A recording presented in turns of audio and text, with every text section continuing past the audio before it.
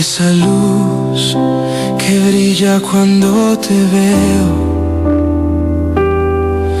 y me guía y me conforta y soy feliz.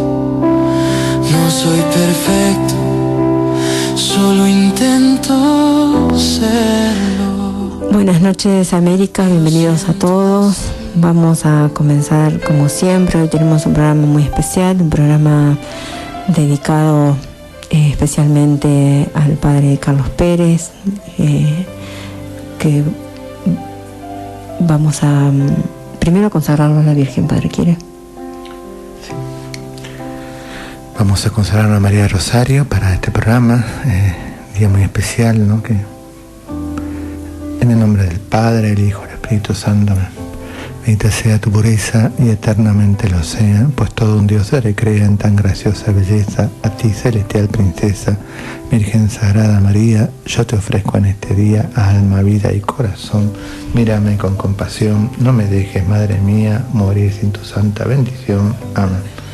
Y que el Señor bendiga a todos los que van a escuchar este programa, en el nombre del Padre, del Hijo y del Espíritu Santo. Amén.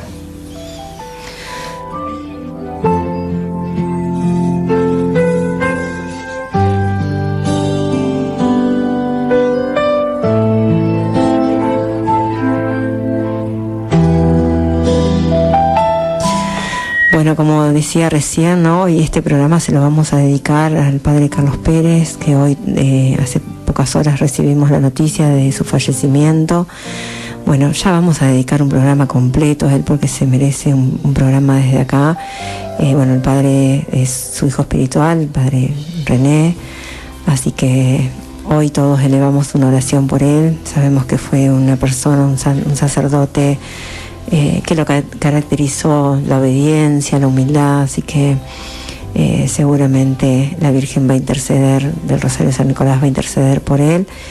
Y bueno, hoy este programa va a ser dedicado a él, ¿no? Justo jueves eucarístico, jueves de sacerdocio, así que este programa va para el padre Carlos Pérez en su fallecimiento, que la verdad que lamentamos un montón la pérdida de un gran sacerdote. Bueno, como les dije, el padre espiritual de nuestro padre René, así que con un dolor en el alma los despedimos con las oraciones, cada uno desde lo más profundo del corazón para que llegue muy prontito al cielo. Hoy tenemos también un programa muy especial, hablando de jueves eucarístico. Hoy tenemos un programa dedicado a la Eucaristía, un programa dedicado a este sacramento que nos ha dado, ¿no?, el cielo, Jesús mismo, así que lo tenemos de invitado una vez más a Ignacio Peña, que nos va a hablar del maná a la Eucaristía,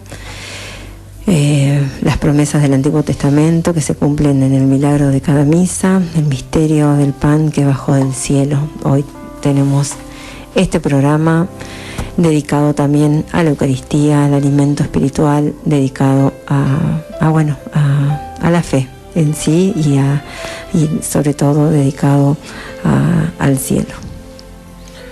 Bien, realmente, como decía Alejandra, un día de dolor para nosotros, un padre espiritual, un asesor de la obra de amor por los que sufren, ¿no? Realmente yo dependía mucho también de él, así que bueno, por eso este pequeño homenaje. Después será un homenaje completo al padre Carlos Pérez, ¿no? Un hombre con quien conviví mucho tiempo, ¿no? Estos lunes, una vez al mes íbamos a Pergamino, charlábamos muchísimo. Bueno, una partida muy importante para mí, y bueno, y por eso también quería nombrarlos, ¿no? Y bueno, mañana va a ser su misa de despedida, 15 horas, ¿no?, en el santuario de San Nicolás. Y yo creo que la que nos hizo conocer fue María de Rosario, por eso está con nosotros. Bueno, así es. Para todos los que quieran, ¿no?, participar, mañana es la misa, cuerpo presente, así que están todos invitados. El velorio se realizará en el santuario desde las 19 horas hasta las 23 hoy, y el viernes 5 desde las 8 se lo continuará velando hasta las 15 horas. La ceremonia celial será oficiada por Monseñor Hugo Santiago a las 15 horas y tras finalizar la ceremonia religiosa se llevará a cabo el ritual de sepultura en la cripta del santuario. Así que quienes quieran acompañar este momento en oración y junto a la misa están todos invitados, por supuesto, en el santuario allá de San Nicolás, ¿no? De ahí que él tuvo muchísimo que ver en esta obra, ¿no? de la Virgen. Así que bueno, vamos a ir a un aviso más. Tenemos la fiesta de Corpus Christi este domingo. La misa central va a ser el domingo. El sábado va a haber adoración eucarística de 18 a 19 en San Patricio y de 9 horas la Santa Misa de Corpus Christi. El domingo tenemos la misa central en San Vicente Palotti. Después la procesión alrededor de la plaza de Corpus Christi, ¿no? Esto sería este domingo. Y después tenemos los segundo y cuarto domingos. Así están las misas programadas, segundo y cuarto domingo del mes, las misas por los enfermos. Así que vayan agendando. Y bueno, es como dijo el padre, estas actividades de fin de semana de Corpus Christi, 18 horas, adoración eucarística en la parroquia San Vicente Palotti, San Patricio, luego la misa, 19 horas, y en San Vicente Palotti a las 11 horas, y luego procesión con el Santísimo Sacramento,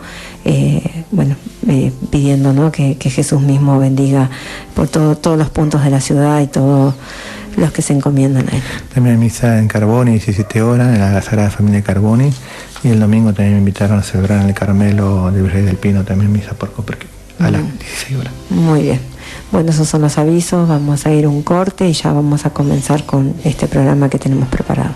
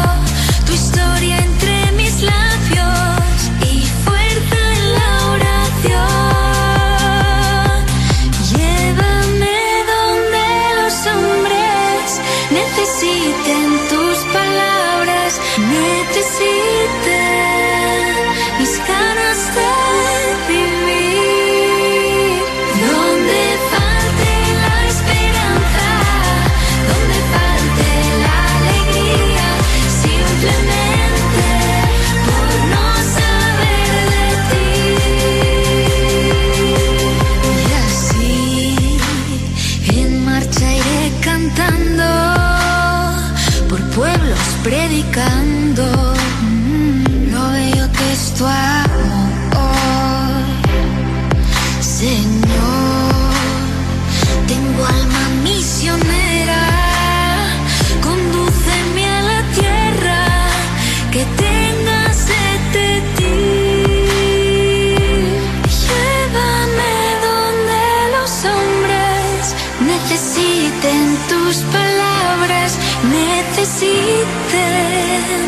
mis ganas de vivir. Donde falte la esperanza, donde falte la alegría, simplemente por no saber de ti.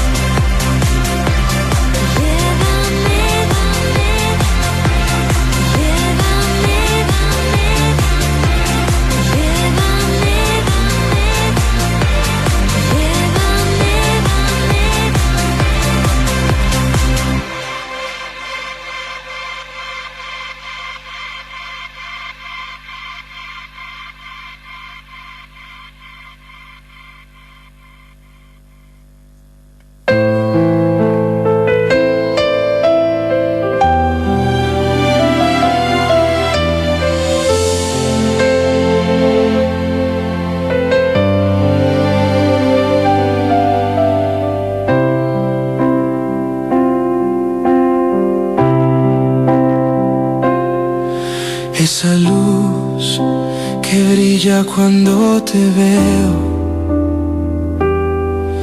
y me guía y me conforta y soy feliz. El segundo bloque, no queremos dejar de agradecer los mensajes recibidos de Jacqueline, de Dolores Díez, estos mensajes de muestras de cariño por esta pérdida, ¿no? Del padre Pérez. Así que Dolores Díez, su mamá, una hija espiritual de él, quien donó junto a un grupo de personas un San José para el santuario. Jacqueline, una hija espiritual del padre que también acompaña con sus mensajes, y así un montón de hijas también que han hecho llegar los mensajes al padre René. Queremos agradecerles por la calidez y por la oración más que nada, ¿no? Para el alma del padre Pérez y para la fortaleza también de todos sus hijos y los sacerdotes también del santuario que acompañaron todos estos años al padre. A Gladys Mota, a todos por ellos hay que rezar mucho, mucho, mucho para que el cielo les dé la fortaleza para sobrellevar este momento así de tristeza, ¿no? Pero a la vez de alegría, porque sabemos que prontito el padre Pérez va a estar ahí junto a la Virgen. Ahora sí entramos en este programa ya con el tema que teníamos preparado, junto a nuestro gran invitado nuevamente, Ignacio Peña. Le damos la bienvenida y otra vez lo tenemos acá, gracias a Dios. Muchas gracias, buenas noches. Un placer estar acá. Buenas noches, Ignacio. Llegó el día, ¿no? Pero un día muy especial, ¿no? Porque hoy en muchos lugares se celebra Corpus Christi, pero un día muy especial por la partida de un hombre eucarístico, un hombre mariano, el padre Carlos Antonio Pérez. Totalmente, y gracias a usted lo conocí al padre Pérez. La verdad que estoy seguro que debe estar contento de haber partido en este día al Señor, porque, descubrí que era un padre súper eucarístico, amante de la Eucaristía, cuando lo fui a entrevistar por primera vez, o la vez que lo fui a entrevistar por su presentación a él. Yo tenía curiosidad con respecto sobre la dimensión eucarística de las apariciones de la Virgen en San Nicolás, y había visto que el primer pedido de la Virgen era crear un templo, y cuando vi la dimensión eucarística que tenía el Padre, ahí me di cuenta, que apenas empecé a hablar de la Eucaristía se encendió y empezó a contar cómo él amaba la Eucaristía desde los 12 años, y cada vez que necesitaba ayuda, porque fue muy chiquito a un colegio pupilo, pero ya inclusive de antes, de cuando era chiquito y vivía en el campo con sus padres, se arrodillaban, siempre a rezar y a rezar juntos, pero después ya en el colegio a rezar en el sagrario y acercarse a Jesús en el sagrario para pedirle ayuda cuando tenía dudas o cuando tenía angustias, cuando tenía problemas, y ahí es como que entendí un poco mejor, digamos, la dimensión del primer pedido de la Virgen, que pide que se construya un templo, y la mayor parte de la gente piensa que es la iglesia, pero yo creo que se refiere más al templo de piedras vivas, que digamos, al cual hace referencia a la carta de Pedro, ¿no? Que también ustedes, a manera de piedras vivas, son edificados como una casa espiritual para ejercer un sacerdocio santo y ofrecer sacrificios espirituales y agradables a Dios por Jesucristo. Bueno, él fue el primer padre de ese templo vivo, que son todas las personas que nos hemos acercado al santuario, nos hemos acercado a la Virgen gracias a sus apariciones, y bueno, y es un padre que nos dio la Eucaristía, nos dio Jesucristo, digamos, y imprimió eso en esa obra. Entonces, nada, la verdad que un padre que estoy seguro tuvo mucho que ver con las apariciones de la Virgen ahí, y con la misión que le daba a sus apariciones la Virgen. Así que un lujo haberlo conocido, un lujo haber, digamos, descubierto su amor por la Eucaristía, y un lujo poder estar hablando, porque él fue el primero, digamos, que me permitió hacer una entrevista sobre este tema, y digamos que me animó a avanzar y empezar a hablar sobre estas cosas. Y después usted, padre, también, que me abrió las puertas. Bueno, nada, acá estamos siguiendo ese trabajo que empezamos junto con él, y estoy seguro que él estará contento de eso. Bueno, Ignacio, sí, la verdad que sí, el padre me venía comentando esto de la entrevista que pudiste hacerle, y bueno, la verdad que una gracia del cielo, y seguramente debe haber sido muy enriquecedor para justito hoy hablar de este tema de la Eucaristía, ¿no? Y este pan del cielo que nos ha dado Jesús para vivir en gracia, para alimentar el alma y para santificarnos. Así que bueno, escuchamos todo lo que nos hayas preparado y que podamos compartir con todas las personas que están del otro lado.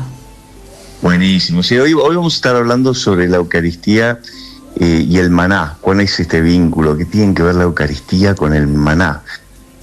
Y creo que para entender, digamos, cuál es la conexión, hay que entender que Jesús es el Mesías. Jesús, sabemos eso, pero ¿qué quiere decir el Mesías? Es el Salvador, ¿sí? Mesías quiere decir Salvador, y digamos que remite al primer Salvador, que fue Moisés, y Jesús viene, así como Moisés, viene a salvarnos de la esclavitud del pecado, ¿sí?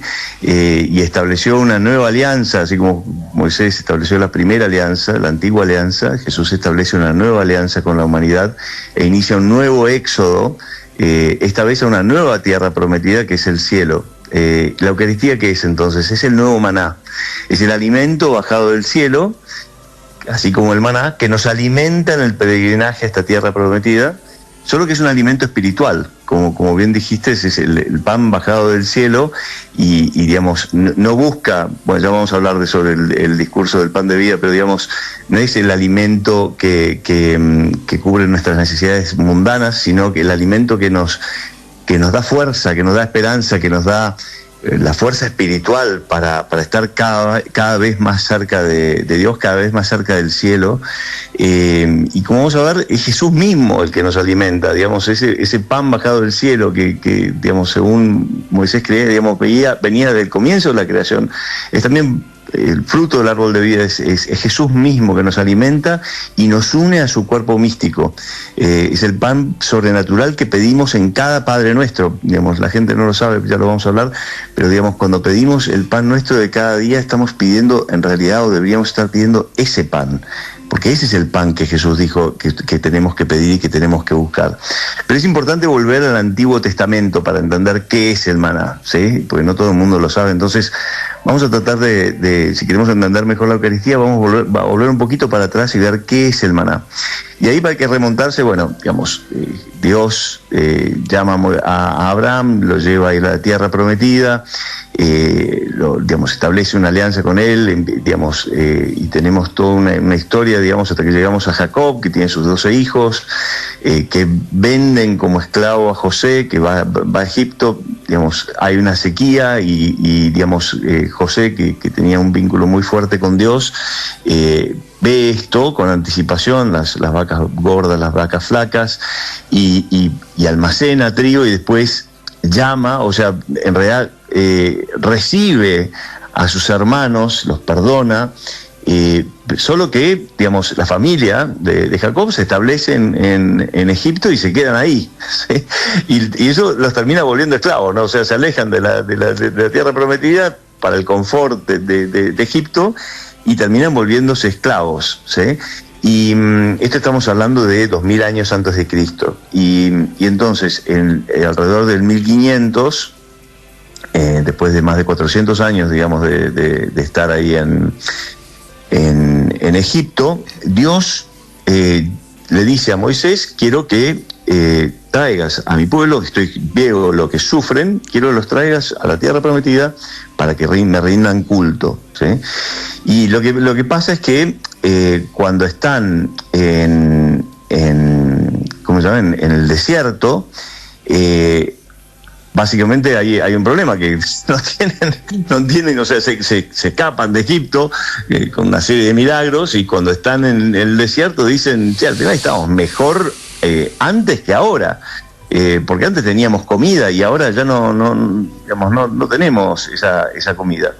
Y Dios, digamos, dice: bueno, a partir de ahora les voy a dar alimento del cielo, ¿sí? Digamos, lo que dice es: haré caer pan desde el cielo y el pueblo saldrá a recoger su ración diaria. Esto es en Éxodo 16.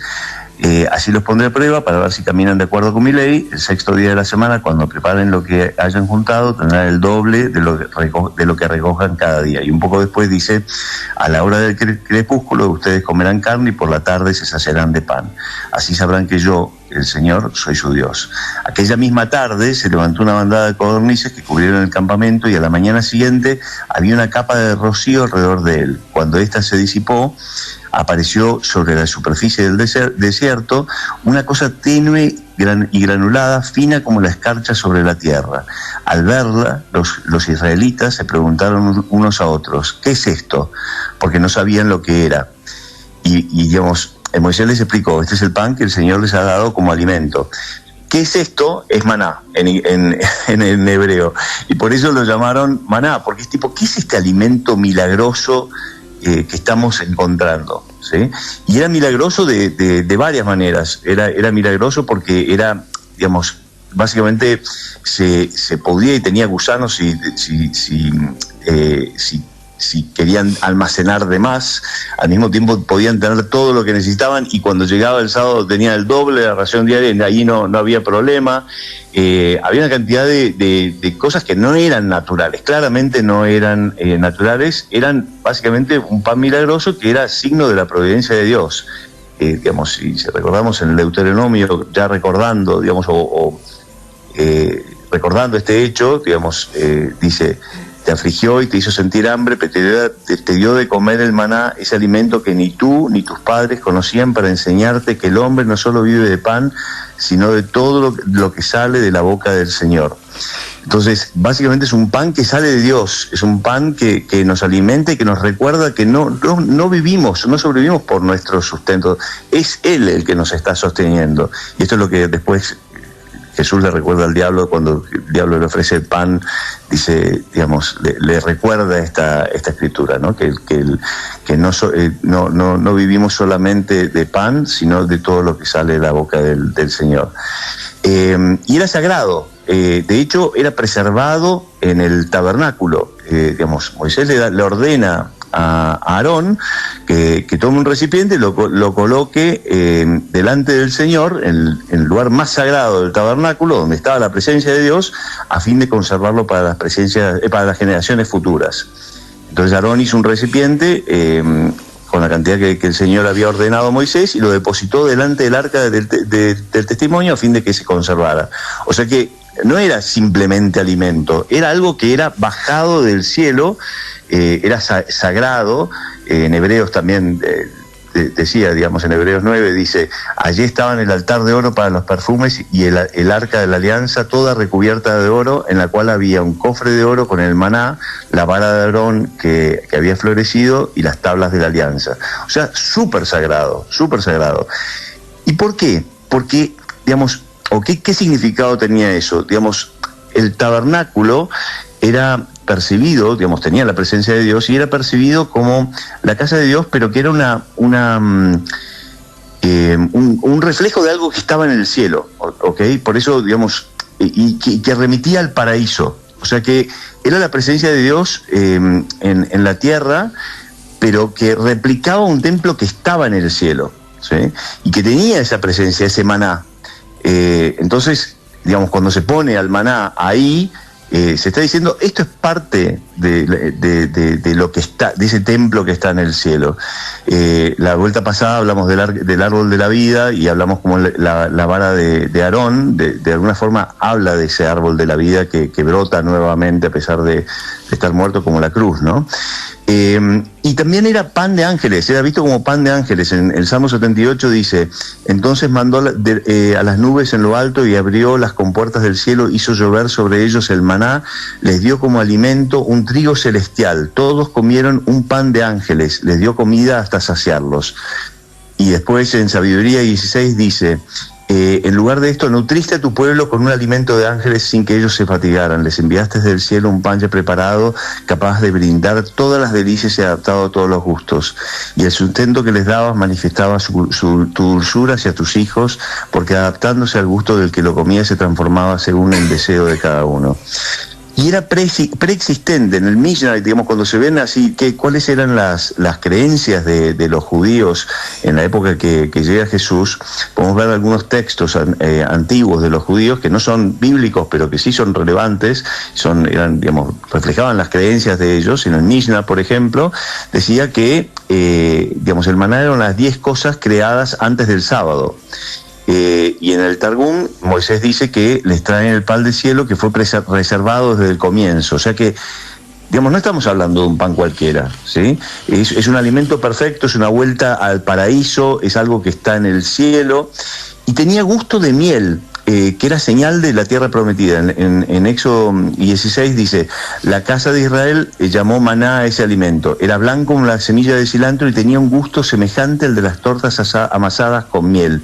¿Qué quiere decir ese gusto a miel? Era señal de la tierra prometida, porque cuando Dios le da esa misión a Moisés, le dice que...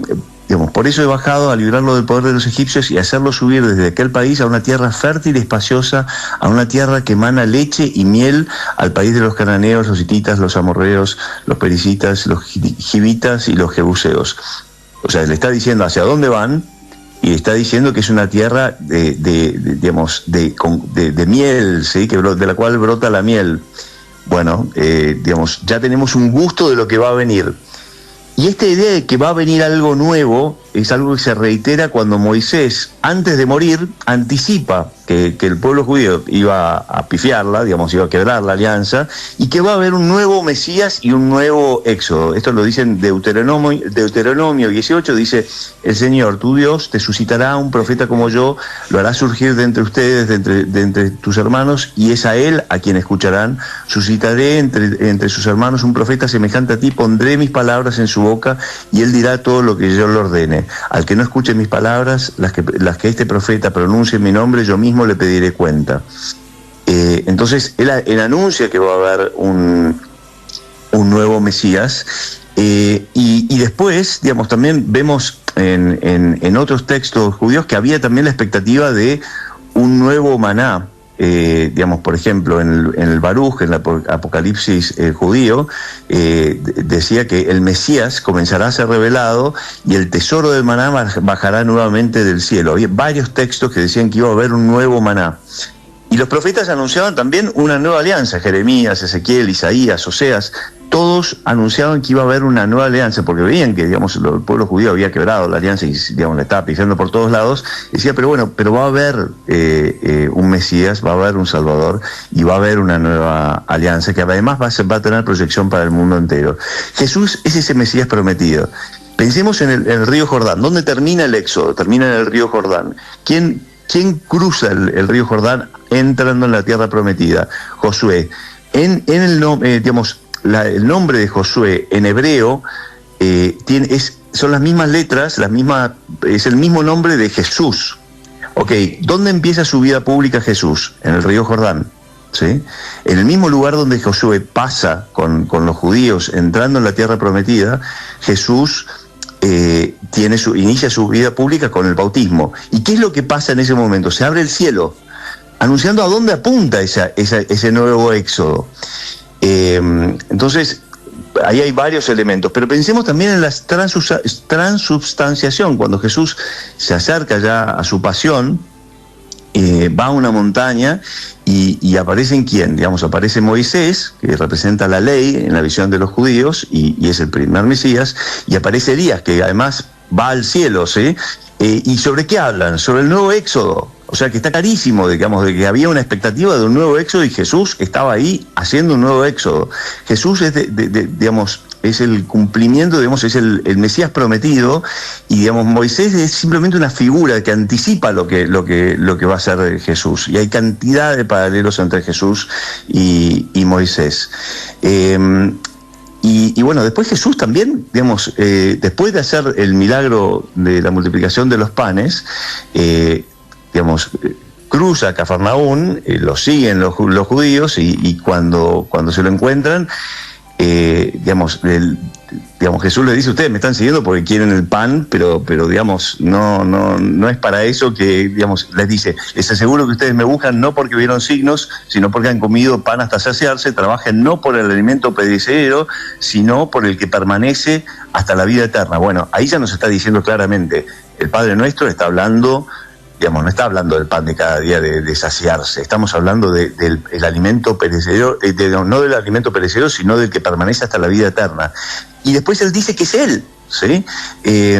Porque, digamos, los judíos le preguntan: ¿qué debemos hacer para realizar las obras de Dios? La obra de Dios es que ustedes crean en aquel que ha enviado. Y ahí le preguntan: ¿qué signos haces para que veamos y creamos en ti? ¿Qué obras realizas? Nuestros padres comieron el maná en el desierto, como dice la Escritura, les dio de comer el pan bajado del cielo. Y Jesús les responde: les aseguro que no es Moisés el que le dio el pan del cielo, mi Padre les da el verdadero pan del cielo, porque el pan de Dios es el que desciende del cielo y da vida al mundo. Fíjense que acá, digamos, los judíos están manifestando esto que yo decía, que tenían la expectativa de un nuevo maná. Danos este nuevo, el maná como lo dio Moisés. Y Jesús les corrige: no fue Moisés, fue Dios el que les dio el pan. Entonces ellos le dicen: Señor, danos siempre de este pan. Y Jesús les responde: yo soy el pan de vida, el que viene a mí jamás tendrá hambre, el que cree en mí jamás tendrá sed. Pero ya les he dicho, ustedes me han visto y sin embargo no creen. Todo lo que da el Padre viene de mí, y al que venga a mí yo no lo rechazaré. Porque he bajado del cielo no para hacer mi voluntad, sino de aquel que me envió. Entonces, básicamente él dice, y digamos, los judíos se quedan escandalizados, porque ¿cómo que vamos a comer, digamos? O sea, no tiene sentido. Él les dice: les aseguro que el que cree tiene vida eterna, yo soy el pan de vida. Sus padres en el desierto comieron el maná y murieron, pero este es el pan que desciende del cielo para que aquel que lo coma no muera. Yo soy el pan vivo bajado del cielo, el que coma de este pan vivirá eternamente, y el pan que yo daré es mi carne para la vida del mundo. Y los judíos discutían, pues comer a un ser, digamos, a alguien, digamos, era tipo imposible para los judíos. Pero primero, digamos, es tipo, si pensás que estás comiendo a un ser humano, es tipo, no, sos antropófago, no va. Pero además, ni siquiera podían comer animales con sangre, porque digamos, la vida de esos animales estaba en su sangre, entonces tenían que sacar la sangre. Entonces los judíos discutían entre sí diciendo: ¿cómo este hombre puede darnos a comer su carne? Y Jesús les dijo: les aseguro que si no comen la carne del Hijo del Hombre y no beben su sangre, no tendrán vida en ustedes. El que come mi carne y bebe mi sangre tendrá vida eterna, y yo resucitaré en el último día, porque mi carne es la verdadera comida y mi sangre la verdadera bebida. El que come mi carne y bebe mi sangre permanece en mí y yo en él. Así como yo, que he sido enviado por el Padre, que tiene vida, vivo por el Padre, de la misma manera el que me come vivirá por mí. Este es el pan bajado del cielo, no como el que comieron sus padres y murieron. El que coma de este pan vivirá eternamente. Entonces ahí, digamos, los judíos dicen: este duro este lenguaje, ¿y quién puede escucharlo? Y se marchan, se van, digamos, lo deja todo el mundo. Entonces, a ver, Jesús les había hecho un milagro y digamos, deja que se vayan todos, inclusive los corre a los apóstoles y le dice: ¿ustedes también se quieren ir? Váyanse si quieren. Y digamos, los apóstoles dicen: Pedro dice: no, aquí, ¿a dónde vamos a ir? Vos, digamos, solo tú tienes pan, palabra de vida y se quedan. Pero entonces esto era un mensaje muy importante de Jesús, donde él se identifica con el pan bajado del cielo y deja bien claro, usa la figura del maná, él usa la figura del maná, y digamos, dice, no, eso era solo un anticipo de lo que soy yo, y ustedes tienen que comer de este maná. Y está hablando de ese éxodo al cual nos quiere llevar, para llevarnos al cielo. Y fíjense que también la Eucaristía también tiene el efecto del árbol de la vida, digamos, porque da vida eterna. ¿Quién da vida eterna en la Biblia? Digamos, el árbol del pan de vida, que ya hablamos sobre eso en la última charla. Entonces, él está diciendo, digamos, coman de mí. Yo doy el mismo efecto del árbol de vida, o sea, en el fondo es el fruto del árbol del pan de vida, en la Eucaristía, y es el pan, como decía, que pedimos en el Padre Nuestro. ¿Por qué es que, digamos, puede parecer de que no? ¿Y cómo sabemos de que esto es así? Porque cuando vemos que, por ejemplo, San Jerónimo, cuando traduce la Biblia, dice, pide el pan sobrenatural, ¿sí? Porque la palabra que se usaba era una palabra que no remitía al pan normal, era un pan diferente, y era un pan que tenía una sustancia que era sobrenatural, ¿sí? Entonces lo que estábamos pidiendo, digamos, es, digamos, la palabra que usaban era epiosía, y epi significa de arriba, y ousía significa, digamos, una sustancia, ¿sí? O la naturaleza. Entonces es algo que es sobrenatural. Y eso es lo que nos ofrece Jesús, digamos, lo que hace después dice, digamos, cuando llega la pasión y llega a la última cena, dice, vengo esperando hace tanto tiempo de este momento, y consagra el pan y la sangre y dice, este es mi cuerpo y esta es mi sangre. ¿Sí? Y lo primero que hacen, digamos, cuando se le presentan los discípulos de Emaús, fuera de presentarse a la Virgen, antes de presentarse a los apóstoles, se presentan los discípulos y les recuerda lo que estaba anunciado por la ley, por los profetas, y después parte el pan, ¿sí? Entonces los alimenta, y ahí es cuando la gente ve, Jesús. ¿Sí? Es Jesús con el que estábamos hablando. Y bueno, digamos, esto también sigue hasta por el Apocalipsis. Digamos, Jesús dice, el que pueda entender, que entienda lo que el Espíritu dice en las iglesias, al vencedor le daré de comer el maná escondido. O sea que el maná está desde el comienzo hasta el fin, nos da vida eterna y habla sobre este éxodo. Nosotros somos peregrinos, y si tenemos que peregrinar tenemos que caminar por la tierra y peregrinar por la tierra camino al cielo, ¿qué mejor alimento que una partícula de Dios? Recibimos a Dios, es una locura, ¿sí? Entonces, somos lo que comemos. Cuando comemos a Dios, nos cristificamos, pasamos a ser parte de su cuerpo místico, pasamos a unirnos a Él y a unirnos a todos nuestros hermanos en Cristo.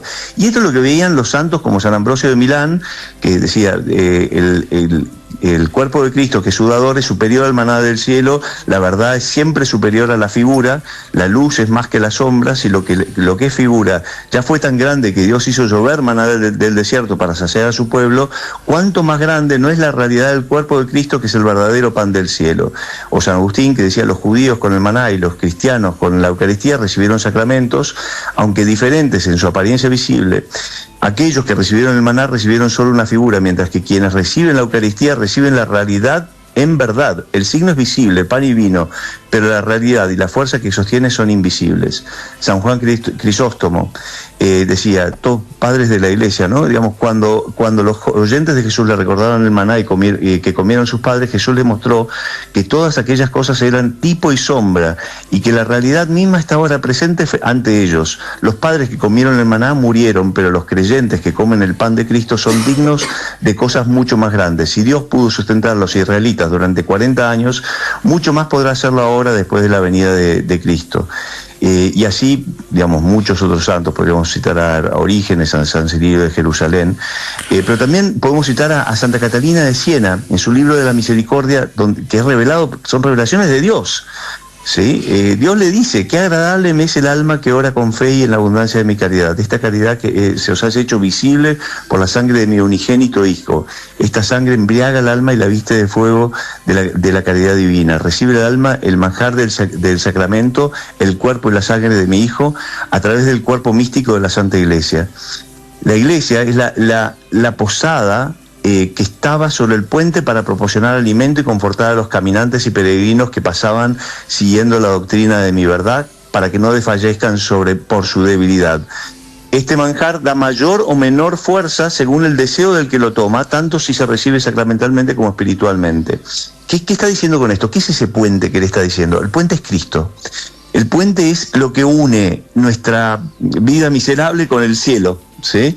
Y para llegar al cielo, Jesús dice: es el camino, la verdad y la vida. Bueno, es el camino, es el puente. Esto es revelación de Dios a Santa Catalina de Siena, ¿sí? ¿Y cuál es el alimento del cual nos alimentamos cruzando de ese fuente? Bueno, es el alimento que encontramos en la posada, ese templo que nos pide que la Virgen que construyamos, que es la Iglesia, y es la Eucaristía, ¿sí? Ese es el alimento. ¿Y qué es lo que dice el Catecismo de la Iglesia Católica? ¿Dice algo diferente? No, el Catecismo de la Iglesia Católica en el punto 1094 dice que el maná del desierto prefiguraba la Eucaristía, el verdadero pan del cielo. Y bueno, varios otros puntos también habla sobre esto. Pero tal vez podemos terminar con ¿qué significa esto para nosotros? Bueno, conectando con el padre Chávez, digamos, padre Pérez, perdón, él decía que digamos, tenía pasión por la Eucaristía y se encendía cuando hablaba de la Eucaristía, y ahí encontraba refugio. Bueno, lo mismo pasaba con todos los santos y pasaba también con la Madre Teresa de Calcuta, que básicamente tiene un flash, tiene un momento increíble, digamos, cuando toma la primera comunión y ahí decide, digamos, tiene claro que tiene que consagrarse. Pero después, digamos, su vida espiritual estaba muy centrada en la Eucaristía, y lo que ella hacía todos los días era empezar el día con una misa y recibir la Eucaristía, y lo que ella decía es que ella recibía a Jesús y después hacía lo que hacía la Virgen María, que era lo que hizo la Virgen María cuando también Jesús se encarnó y ella recibió a Jesús. Lo que hizo fue ir a visitar a su prima, Santa Isabel, y cuando llegó a Jesús, ¿qué es lo que hizo Jesús? Santificó a San Juan, ¿sí? Que pega un salto de alegría. Bueno, ella lo que decía es que hacía lo mismo. Ella llevaba a Cristo, que había recibido en la Eucaristía, la llevaba a las personas pobres, y servía al Cristo que había recibido en la Eucaristía en los pobres, y después lo adoraba al final del día siempre con una adoración. Ella no veía su trabajo como un trabajo social, ella veía ese trabajo como un trabajo de amor a Cristo, pero de un amor a Cristo que estaba presente en la Eucaristía, y se alimentaba de la Eucaristía para llevar a Cristo a los demás. Y a servir a Cristo, ese mismo Cristo que recibió en la Eucaristía y que encontraba en los pobres. Entonces era todo un trabajo de amor, todo un trabajo de amor que digamos, permitió hacer una obra increíble, así como todos los otros grandes santos hicieron esos trabajos increíbles a partir de la Eucaristía, como vimos en otra charla. Así que bueno, hablé mucho, pero en el fondo lo que digo es, esta imagen del maná nos permite entender mejor la Eucaristía. Es un pan bajado del cielo. Si vemos lo que pasa en la misa, pasa lo mismo que digamos, pasó en el encuentro en Emaús, o sea, en el camino de Emaús. Escuchamos el Antiguo Testamento, así como Jesús con todo el Antiguo Testamento, escuchamos el Nuevo Testamento y escuchamos a Jesús y su palabra, así como los discípulos escucharon la palabra de Jesús y su interpretación también, y cómo su vida y sus palabras eran la culminación y, digamos, la perfección de este Antiguo Testamento. Y después, cuando tenemos la consagración, tenemos a Jesús que, digamos, en persona Christi, digamos, consagra el pan y el vino, digamos, el Espíritu Santo baja, digamos, tenemos al cuerpo de Jesús, que después es presentado junto con nuestras intenciones, nuestras ofrendas, a Dios, como un sacrificio que agrada a Dios, digamos, cuando se eleva la Eucaristía, y después lo recibimos, porque siempre que hay un sacrificio, al final termina, digamos, uno come el sacrificio, ¿sí? Y es un sacrificio de alabanza, de dar gracias a Dios, y donde recibimos a Dios en la Eucaristía para poder llevarlo en nuestras vidas, para estar cada vez más cerca, más llenos de Dios, cada vez más cerca con Dios. Y es un encuentro íntimo, digamos, que si lo hacemos bien y nos damos cuenta de lo que está pasando y la recibimos a Jesús, cuando recibimos la Eucaristía con el mismo amor que la Virgen recibió a Jesús, lo que se hace un encuentro increíble. Podemos invitarlo a los santos, y invitarlo a San José a recibirlo a Jesús en nosotros, y hay una fiesta en nosotros con Jesús en el centro nuestro, ¿no?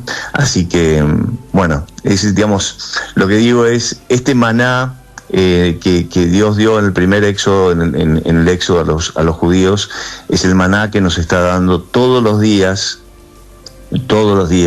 en la misa, y no es nada menos que Jesús mismo, que se hace alimento, y Él dice: yo soy el pan de vida bajado del cielo, y que nos da vida eterna. ¿Por qué vida eterna? Porque si recibimos a Jesús y Jesús, pasamos a estar unidos con Jesús, somos familia, tenemos su cuerpo y su sangre. Dejamos de ser simplemente humanos, pasamos por pura gracia y mérito de Dios, a tener a Dios habitando en nosotros. Y por eso el Padre ve eso y no ve todas nuestras imperfecciones. Y por eso podemos ir al cielo, porque tenemos ese alimento, tenemos ese puente. Es una cosa increíble, increíble.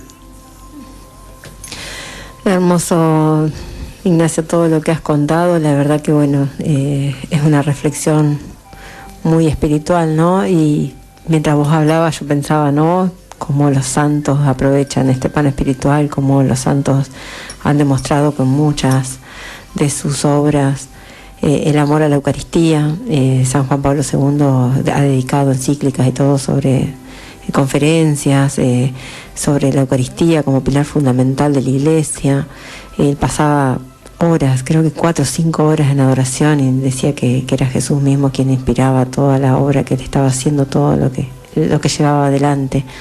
Bueno, el Padre Pío en cada misa, ¿no?, también antes de ofrecer el sacrificio, cómo miraba la Eucaristía, que lloraba, quedaba hipnotizado mirando a Jesús.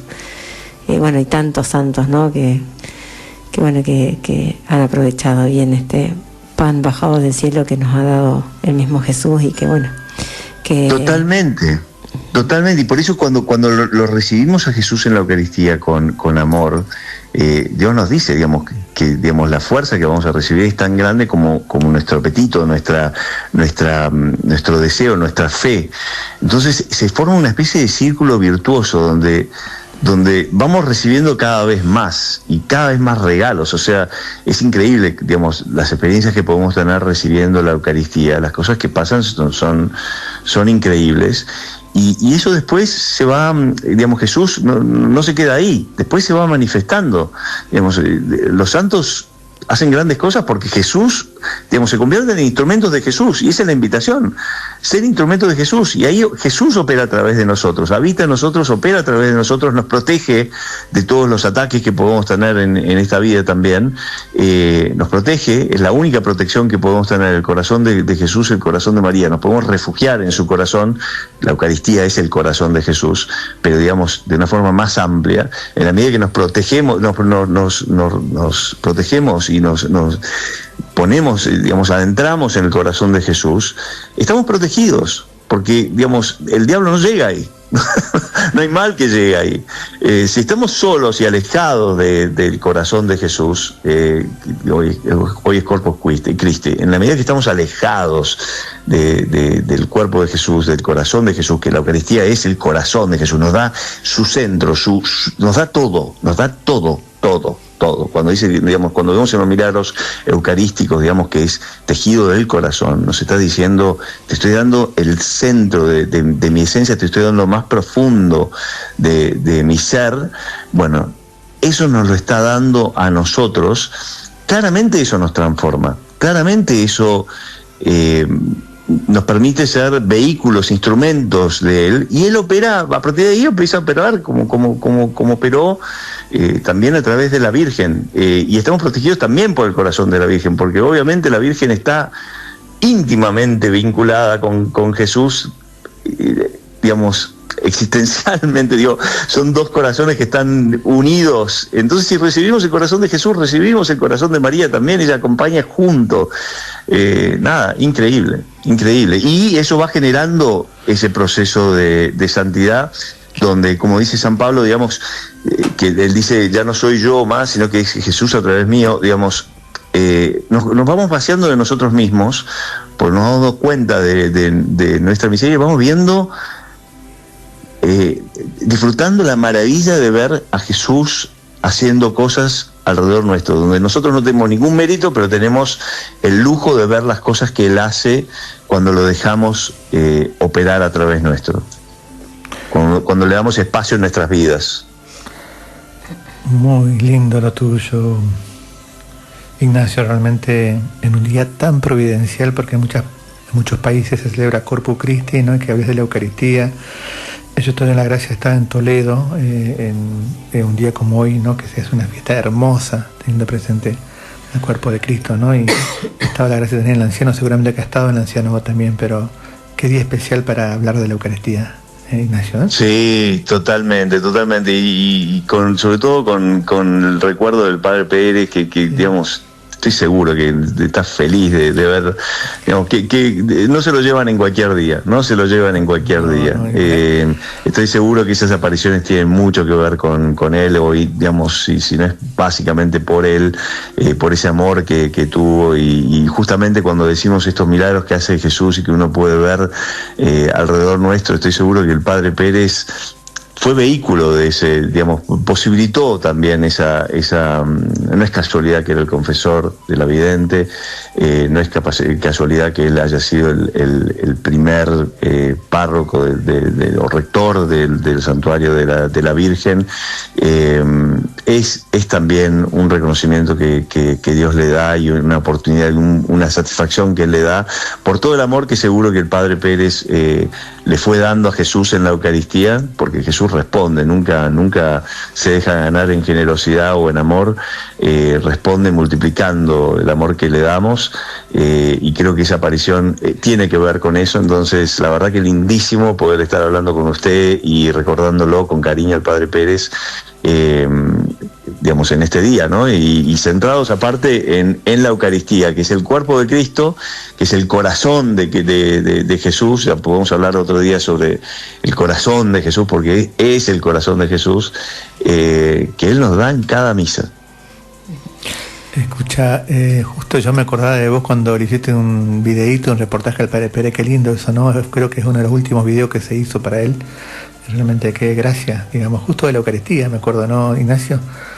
Sí, tenemos que publicarlo, lo voy a publicar pronto, padre. Estoy en deuda con eso, pero sí, la verdad que lindísimo, un lujo.